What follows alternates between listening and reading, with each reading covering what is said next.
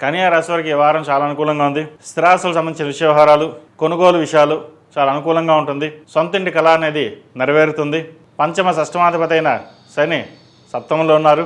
రాశ్యాధిపతి దశమాధిపతి అయిన బుధుడు ఆరింటి ఉన్నారు. ఆరోగ్యరీత్యా కొన్ని జాగ్రత్తలు తీసుకోవాలి. శత్రువులు ఎక్కడో లేరు, మన పక్కనే ఉన్నారని గ్రహించండి. ఎంత మంచి పని చేసినా సరే ఏదో విధంగా మన ఇబ్బంది పెట్టాలి. ఉద్యోగంలో కావచ్చు, వ్యాపారంలో కావచ్చు, పక్కకు నెట్టి మీ స్థానాన్ని వాళ్ళు ఆక్రమించాలనే ఆలోచన కూడా ఉంటుంది. అయితే దశమంలో గురువు కొంతవరకు మీరు బాగున్నారు. వీళ్ళకి మీరు చేసిన కష్టానికి కావచ్చు, ఎవరు ఎన్ని విధాలుగా ఇబ్బంది పెట్టినా ఎటువంటి ఇబ్బంది లేని వాతావరణం ఉంటుంది. ద్వితీయ భాగ్యాధిపతి అయిన శుక్రుడు అష్టమంలో ఉన్నారు. అష్టమంలో కొంతవరకు బలంగా ఉన్నారు. దూర ప్రాంత ప్రయాణాలు కలిసి వస్తాయి. అనుకోని సంఘటనలు కూడా కలిసి వస్తుంది. ఆకస్మిక ధనలాభం సూచిస్తోంది. అదేవిధంగా ఈ రాశిలో జన్మించిన స్త్రీలకు బ్యూటీషియన్స్, టెక్నికల్, ఆర్టిఫిషియల్ ఇంటెలిజెన్సీ, సినీ కళారంగాల వారికి చాలా అనుకూలంగా ఉంటుంది. సినీ కళారంగాల వారికి పేరు ప్రఖ్యాతలు లభిస్తాయి.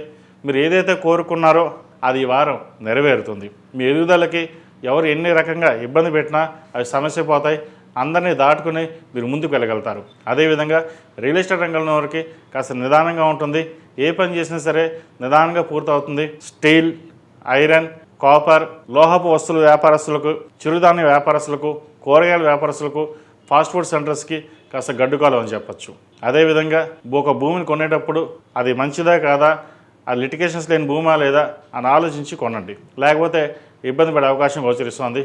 సహోదరు మధ్య ఉన్న విభేదాలు తొలగిపోతాయి.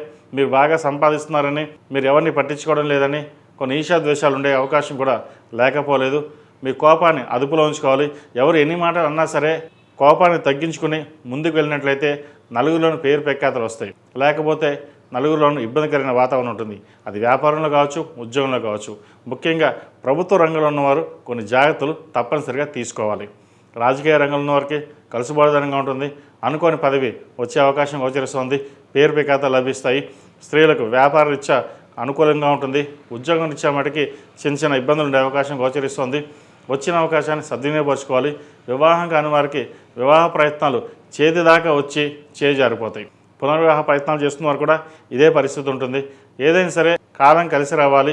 ప్రతిరోజు దక్షిణామూర్తి స్తోత్రం కానీ, సుందరాకాండ పారాయణ కానీ, వినడం కానీ, చదవడం కానీ చేయండి. మంచి ఫలితాలు సంప్రాప్తిస్తాయి. ఈ రాశిలో జన్మించిన వారికి కలిసి వచ్చే సంఖ్య 7, కలిసి వచ్చే రంగు తెలుపు. ఏదైనా పని మీద బడిగినప్పుడు శుక్రవారం కానీ, శనివారం కానీ వెళ్ళండి. మంచి ఫలితాలు సంప్రాప్తిస్తాయి. ఈ రాశివారు ప్రతిరోజు ప్రతినిత్యం జిల్లేడు ఉత్తులతో దీపారాధన చేయండి. మంచి ఫలితాలు సంప్రాప్తిస్తాయి.